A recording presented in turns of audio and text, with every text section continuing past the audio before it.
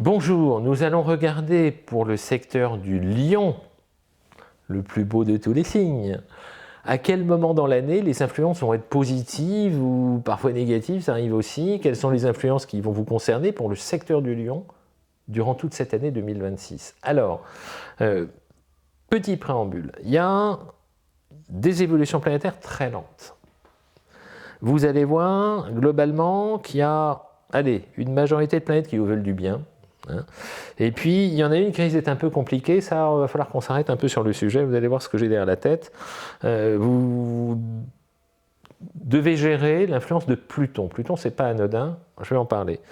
Avant, en préambule, il faut avoir en tête que, je vais regarder les planètes par, comment on appelle ça, éloignement de notre système solaire. À savoir que, je vais commencer par les plus lentes, je vais vous parler de Pluton, notre part de mécanismes archaïques, de peur, d'appréhension, de transformation, de choses un peu compliquées. Je vais vous parler de Neptune qui concerne l'inspiration, l'intuition, le feeling, notre porosité émotionnelle, ce qu'on appelle notre prise à l'inconscient collectif. Je vais vous parler d'Uranus, planète de la créativité, de l'originalité, des idées, quand on arrive à se démarquer, à avancer. Puis j'aborderai Saturne, la sagesse, la rigueur, le temps, on canalise les efforts. Puis Jupiter, planète de la chance, qui va arriver chez vous cette année. Il fait son tour en 12 ans. Et en milieu d'année, Jupiter arrive chez vous. Ça sera votre année. Bon, ça, c'est la bonne nouvelle de l'année. Jupiter arrive. En cours d'année, on va aborder le sujet ensemble. On ne peut pas le louper. Après, je regardais des planètes plus rapides. Avec Mars, la planète rouge, à savoir à quel moment on a une belle énergie. Lorsqu'on produit de l'énergie, il y a des meilleurs résultats, et à contrario, lorsque Mars forme des aspects compliqués, l'énergie est plus en dents de scie diluée, on a moins de répercussions en matière d'efficacité, il y a une déperdition d'énergie. Après, je regarderai Vénus, les séquences dans l'année durant lesquelles vous aurez du charme, et périodes durant lesquelles votre charisme sera au maxima, et d'autres durant lesquelles vous serez hypersensible et beaucoup moins adroit. Ce sont des choses qui arrivent aussi. Et je terminerai avec Mercure, planète de la communication, qui a pour fonction de trouver l'élément fluidifiant, le bon champ sémantique, trouver la bonne longueur d'onde, etc., avec votre bonne vision globale. Et à d'autres moments où on risque de faire des gaffes et où ça se passe beaucoup moins bien.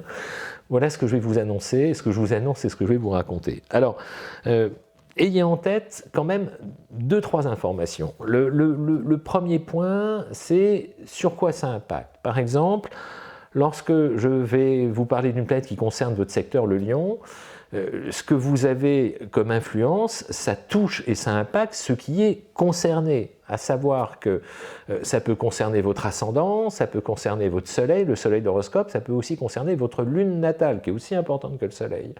Et chacun de ces 3 éléments a une fonction qui lui est propre. Vous voyez, par exemple, l'ascendant, c'est le reflet de toutes les injonctions conscientes éducatives. En gros, c'est l'éducation, le contexte environnemental, l'environnement social dans lequel vous évoluez. Et l'ascendant, c'est bonjour, merci, au revoir, je vous en prie, après vous, on peut le déployer à l'infini. Mais c'est votre savoir-être, c'est votre lien relationnel et social avec le monde extérieur. C'est ça l'ascendant, c'est l'image que vous projetez de vous et qu'on vous renvoie. Donc quand ça impacte sur l'ascendant en bien, vous êtes très fluide relationnellement. Quand c'est en moins bien, vous êtes beaucoup moins fluide relationnellement. Premier point.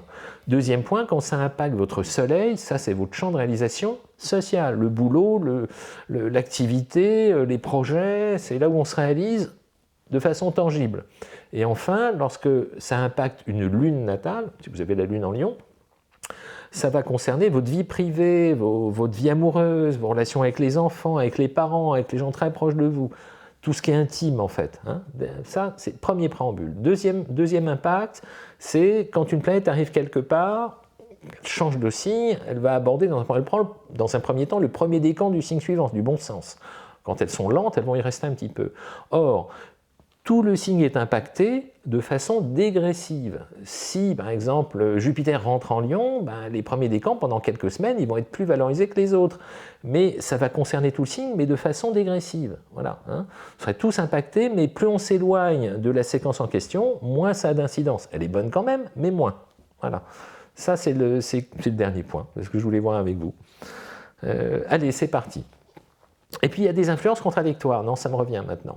Parfois, vous aurez des périodes bonnes avec une planète, par exemple Mercure, la communication, vous êtes très fluide, et Vénus, l'amour, ne sera pas bon en même temps, peut arriver. Et dans ces cas-là, on va faire référence à notre capacité à rationaliser, à communiquer plutôt qu'à fonctionner à l'affect ou à l'inverse. Voilà. Tout ça, ce sont des choses qui cohabitent. Il faut faire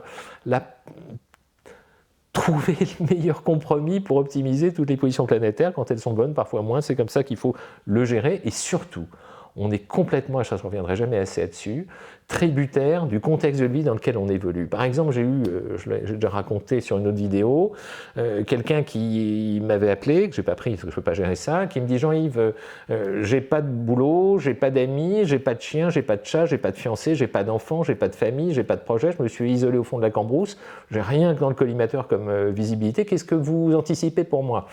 Eh bien, rien. Rien du tout. Parce que la nature a horreur du vide et il faut avoir un minimum de piliers dans la vie sur lesquels on va s'appuyer pour construire. C'est simple. Donc, pour bénéficier des influences planétaires, il faut qu'on ait un minimum de choses tangibles sur lesquelles on s'appuie. S'il n'y a rien, il n'y aura rien. Hein. Les astres incitent, invitent, mais ne déterminent pas. C'est dit. Allez, on va commencer avec Pluton. Pluton, il est en opposition, pas de bol. Pluton, vous allez devoir composer avec lui jusqu'en 2044. Donc vous avez carrément intérêt à vous l'approprier tout de suite pour comprendre ce qu'il cherche à vous faire passer comme message. Pluton, c'est la planète qui gouverne le Scorpion, c'est celle qui ratiboise tout ce qui n'est pas solidement arrimé. Il faut vous faire une raison là-dessus. Donc l'environnement dans lequel vous êtes, s'il y a des choses pas stables, si on est en remise en question, si on est dans des voies qui ne vous correspondent pas, si on est coincé dans des situations qui ne sont pas les vôtres, on peut envisager que jusqu'en 2044, Pluton, il ne va pas vous lâcher de par l'opposition. Donc vous avez carrément intérêt à anticiper en programmant la meilleure manière de vous sortir de ce qui ne vous convient plus. Parce que lui, il ne va pas réduire son influence parce qu'il est en opposition encore une fois, donc il est puissant dans son impact. Pluton, c'est celui qui pousse à changer tout ce qui ne vous correspond pas. En revanche, c'est le seul qui est vraiment négatif pendant toute la période, pendant toute l'année 2026. Tous les autres vous veulent du bien, je vais rentrer dans le détail. Mais Pluton, c'est un morceau. S'il y a des choses qui doivent changer dans votre vie, anticipez-les.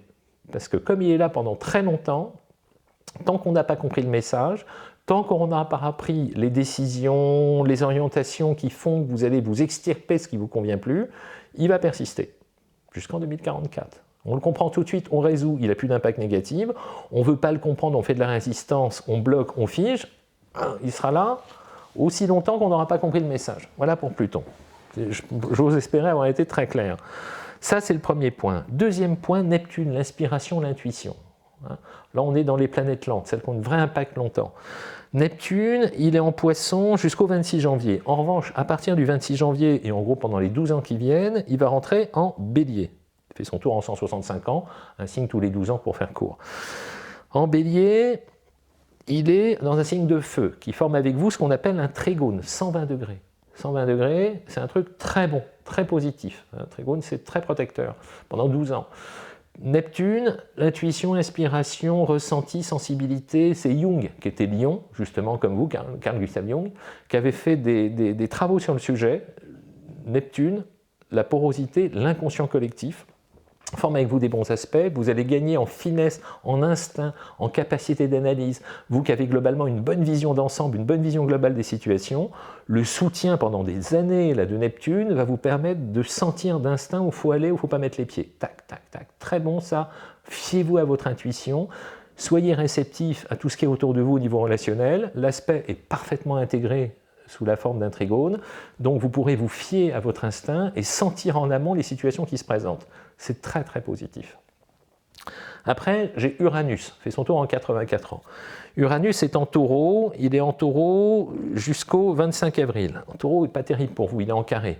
Donc surtout troisième décan, dégressif, mais surtout troisième décan Lion. Faites gaffe à ne pas me prendre de décisions radicales, soudaines, tout envoyer balader, un coup de tête, une impulsion. Levez le pied, pensez bien à l'après, avant de tout envoyer promener. Je vous y encourage plus très vivement jusqu'au 25 avril. À partir du 25 avril, il passe en Gémeaux, et en Gémeaux, c'est un secteur du ciel qui est à 60 degrés avec le vôtre, c'est très bon pour le coup. Et là, on est parti pour 7 ans d'Uranus protecteur, 84 ans, un signe tous les 7 ans, 7 ans d'Uranus, créatif, nouveauté, changement, évolution, bien canalisé parce que l'aspect est heureux. Il ne part pas dans tous les sens, il est convergent, il est protecteur. Donc très belle période pour revisiter, avoir des idées nouvelles, changer votre angle de vision, élargir votre champ de conscience, voire plus large en matière du périmètre de projet, relationnel. C'est très très positif d'avoir un aspect d'Uranus en soutien. Ça vous rend plus dynamique, créatif et originaux. Voilà, c'est pas mal ça, vraiment. Après, j'ai Saturne. Il fait son tour en 28-29 ans. Saturne, il est complètement neutre jusqu'au 13 février parce qu'il est en Poisson, ne vous enquiquine pas. À partir du 13 février, il rentre aussi en Bélier, comme Neptune. Il a fait une rapide visite en 2025, il est reparti en Poisson, il revient en Bélier, il va s'y installer pendant à peu près 2 ans. En Bélier, il vous apporte, lui, de la stabilité, de la linéarité, et Saturne, c'est le temps. Normalement, vous devez gagner en vision à long terme et en élagage. Élagage, c'est-à-dire que tout ce qui ne fonctionne pas, on s'en débarrasse, on prend de la distance, on met à la trappe, sac poubelle, hop, on se débarrasse de tout ce qui ne fonctionne pas. Et comme l'aspect est heureux, de ce signe de feu du Bélier jusqu'au signe de feu du Lion, 120 degrés, c'est protecteur, Saturne vous apporte cette rigueur, cette construction, ces garde-fous, ces éléments structurants qui permettent justement d'anticiper, de voir un peu plus loin que le bout de son nez. C'est très positif ça aussi. Et enfin, sur le gâteau, si on peut dire, Jupiter, planète de la chance. Jupiter, planète de la chance, pourquoi? Parce qu'elle fait émerger le meilleur de nous. Alors parfois c'est augmentatif Jupiter, il faut se méfier de ses excès. Jupiter, quand il est en mauvais aspect ou quand on ne le canalise pas, on part dans tous les sens, on est généreux, dispendieux, imprudent, hyper optimiste, parfois trop. On dit Jupiter rend fou ce qu'il veut perdre, mais quand il est bien canalisé, et en théorie, quand il va passer pile sur votre tête, c'est le plus bel aspect qui existe, donc à ne pas me louper, Jupiter va rentrer chez vous, attention, ce n'est pas tout de suite, c'est le 31 juillet, il reste 1 an. Il fait son tour en 12 ans, un an par signe. À partir du 31 juillet, 1er août, tac, il rentre en Lion. Je reviens dessus et j'insiste, Jupiter qui passe sur un soleil, les configurations solijoviennes sont les plus beaux aspects qui existent. Les plus beaux aspects qui existent. Donc pendant 1 an, à partir du 31 juillet, vous allez avoir Jupiter pile au-dessus. Et quand une planète passe pile au-dessus de notre secteur, c'est là où elle a le plus d'impact. Ça s'appelle un transit de conjonction, par conjonction. C'est maxima d'influence. Planète de la chance, du positif, des opportunités qui passent sur votre tête, ne me loupez pas cette période-là. Vraiment, c'est très intéressant. Après, c'est multifactoriel. Il y aura l'opposition de Pluton à la rentrée et des choses comme ça. Mais globalement, c'est porteur. Donc, je ne veux pas qu'on me loupe ça, c'est énorme, l'influence de Jupiter. Encore une fois, il passe une fois tous les 12 ans, ne me le loupez pas, et dure 1 an. C'est beaucoup déjà. Donc vous remarquerez, pour faire un premier bilan, des 1, 2, 3, 4, 5, les planètes les plus lentes, que ce soit Pluton, Neptune, Uranus, Saturne et Jupiter, vous en avez 4 sur 5 qui vous veulent du bien. 80% du ciel vous veut du bien. 80%. Donc, appuyez-vous sur la facteur chance de Jupiter pour être positive, sur Saturne pour vous projeter des choses cohérentes, sur Uranus pour être créative, originale, un peu sortir de ce qui est ampoulé, de ce qui est bloqué, de ce qui est paralysé, Uranus. Servez-vous, là, de Neptune pour vous fier à votre nez et cultiver le réseau relationnel avec lesquels on a des affinités. Et avec ces 4-là, vous allez m'aborder Pluton, le maître des angoisses, des transformations, des bouleversements, de façon plus sereine, tout simplement, plus sereine. Mais il faut apprendre à lâcher. Lâcher prise de ce qui ne fonctionne plus. Voilà, c'est ça le message de Pluton. Ça, c'était le premier morceau. Alors, je vous donne plein d'infos techniques et je parle vite. Donc, j'ai conscience, mais je suis une vierge, moi je communique. Donc, c'est chacun son truc, nul n'est parfait.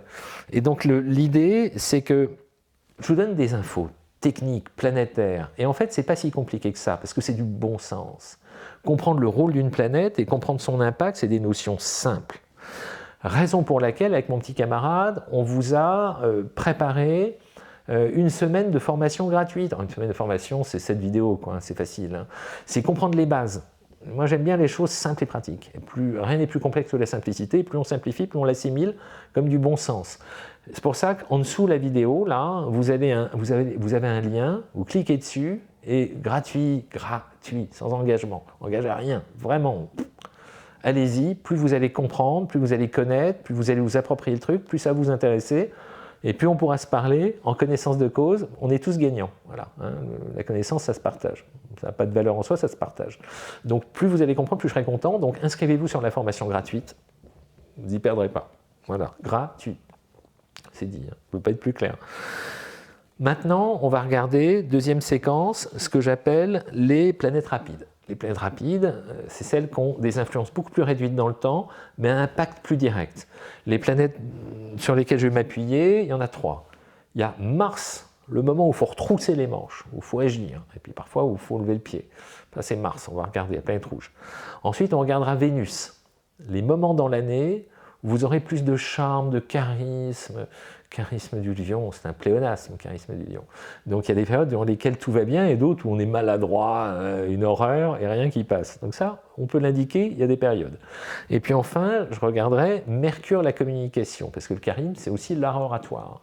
C'est aussi la facilité avec laquelle on articule ses idées, avec lesquelles on échange, avec lesquelles on clarifie sa pensée, en trouvant le bon champ sémantique, la bonne terminologie, trouver les mots justes qui rentrent dans l'oreille de l'autre, ça c'est Mercure. Je vous donnerai les périodes durant lesquelles Mercure sera mieux disposé vis-à-vis de vous, ou pas. Voilà, c'est parti. Allez, Mars. Allez, on démarre l'année. Mars sera en Capricorne, il est neutre avec vous. Neutre avec le Capricorne.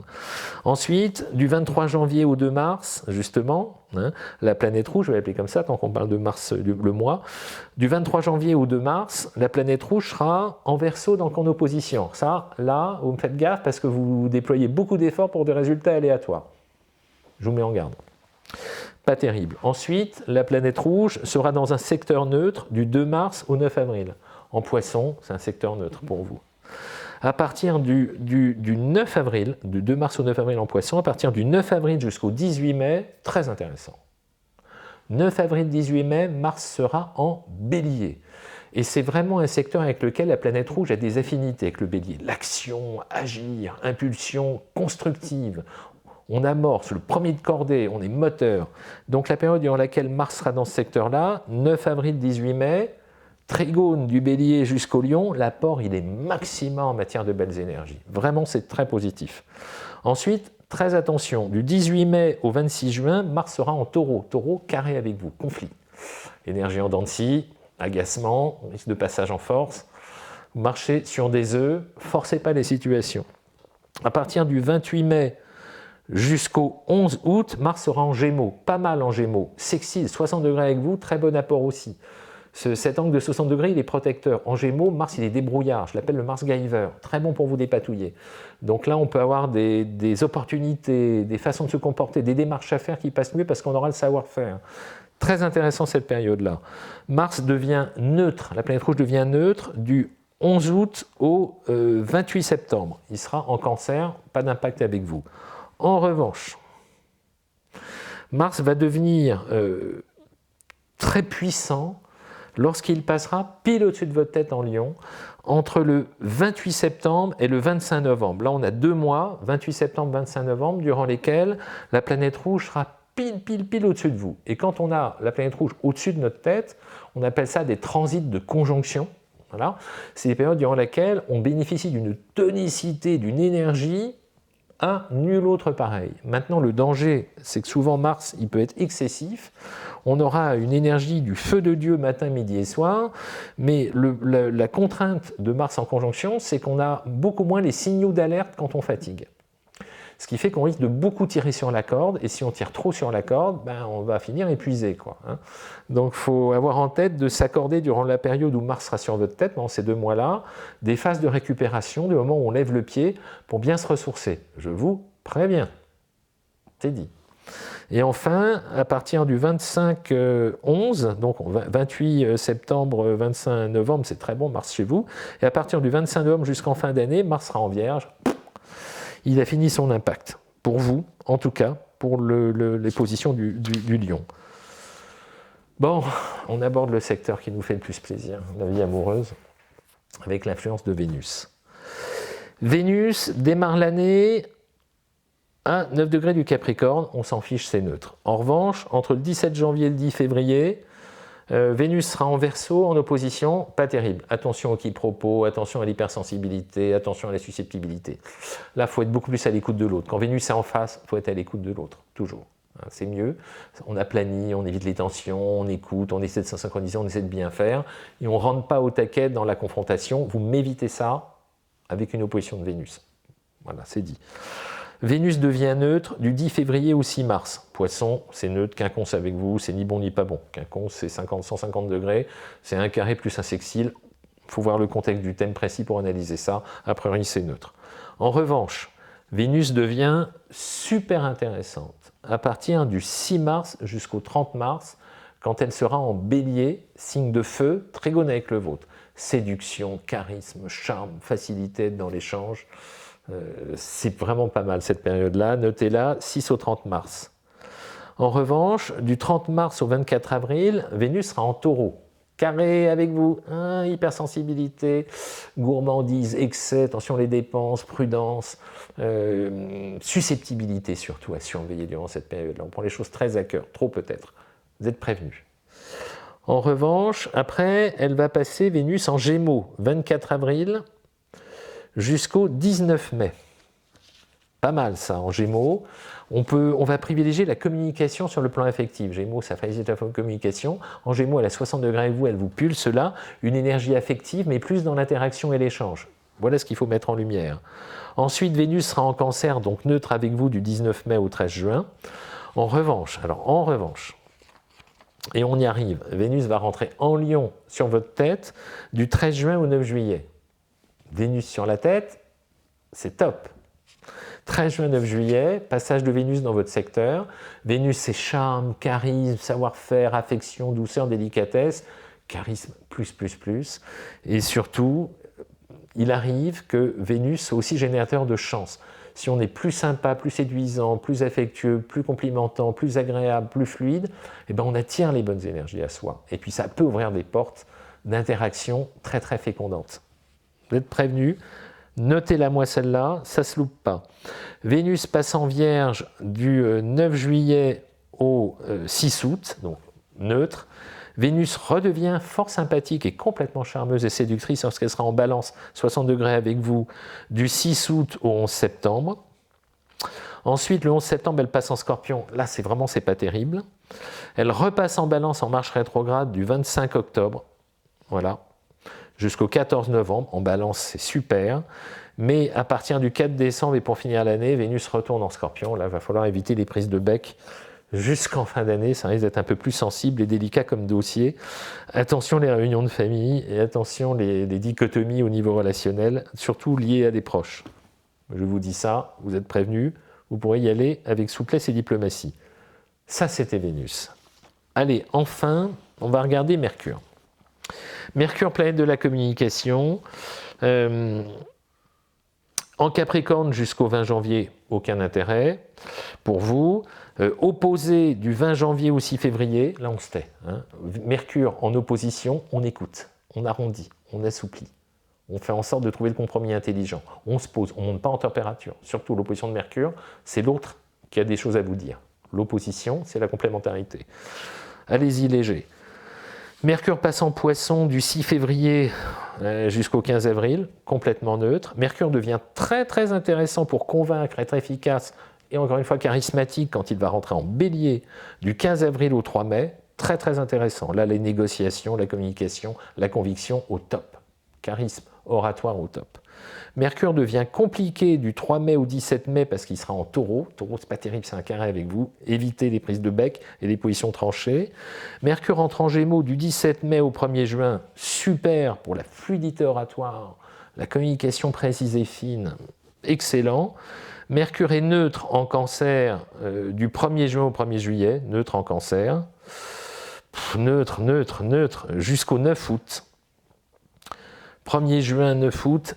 Tout ça, Mercure est en Cancer, on ne bouge pas pour vous. En revanche, du 9 août au 25 septembre, Mercure sera en Lion, une merveille en matière de communication. Mercure, l'intelligence, au cœur de votre secteur, votre vision d'ensemble, j'appelle ça le syndrome Napoléon, la capacité à avoir une vision instantanée de beaucoup de situations, vous donne un coup d'avance dans l'immense majorité des cas, à savourer. Vénus rentre en Vierge du 25 août au 10 septembre, neutre. Mercure vous veut du bien quand il sera en Balance, vous rendra beaucoup plus diplomate du 10 septembre au 30 septembre. Ensuite, faites attention du 30 septembre jusqu'au 6 décembre, parce que Mercure sera en Scorpion, signe carré avec vous. Attention les bagarres, les conflits, essayez pas de forcer des choses par le dernier mot. Parfois, il faut savoir lâcher prise, et c'est ce que je vous invite à faire durant cette période-là. En revanche, à partir du 6 décembre, Mercure va rentrer en Sagittaire, signe ami avec vous. Vous retrouvez votre fluidité oratoire jusqu'au 25 décembre, période où il retournera en Capricorne, et là c'est de nouveau neutre. Mais du 6 décembre au 25 décembre, super positif, pour avoir d'excellents axes, pour vous faire comprendre. Voilà ce que je voulais vous raconter. Alors, j'en ai conscience moi-même, je débite de l'information, parce que je ne veux rien louper. Et l'idée, c'est qu'il y a plein d'infos, en fait. Du coup, mon petit camarade vous a préparé un récap en dessous, pareil, hein, comme la formation. Il y a un truc où vous pouvez récupérer toutes les dates. Comme ça, vous allez éviter de passer 2 heures à tout noter les périodes. Et puis, comme ça vous permet de voir juxtaposer ce qui est bon, ce qui n'est pas bon en même temps, etc. Donc, il y a le récap en dessous. Il a appelé ça calendrier, il me semble. Hein. Et vous allez récupérer toutes les infos. Hein. C'est gratuit, encore une fois. Et puis, ça vous permettra d'aborder l'année dans de meilleures conditions. Voilà ce que je voulais vous dire. En tout cas, je vous la souhaite plus que bien bonne, parce que Jupiter, quand il arrive quelque part, même si ce n'est pas tout de suite, c'est quand même un truc à pas louper. Donc c'est une année majeure pour moi, pour vous, ce qui vous attend là. Voilà ce que je voulais vous raconter aujourd'hui. Merci de votre attention et de votre patience. Je vous prépare plein de trucs pour l'année. Je vous ai préparé cette vidéo gratuite. Il suffit de me laisser vos coordonnées, d'appuyer, de cliquer. Vraiment, ça vaut le coup parce que j'ai trop de plaisir à donner des informations techniques. Ça va vous permettre d'avancer beaucoup plus vite, de comprendre ce qui se joue. C'est très simple, pour l'avoir, cliquez là.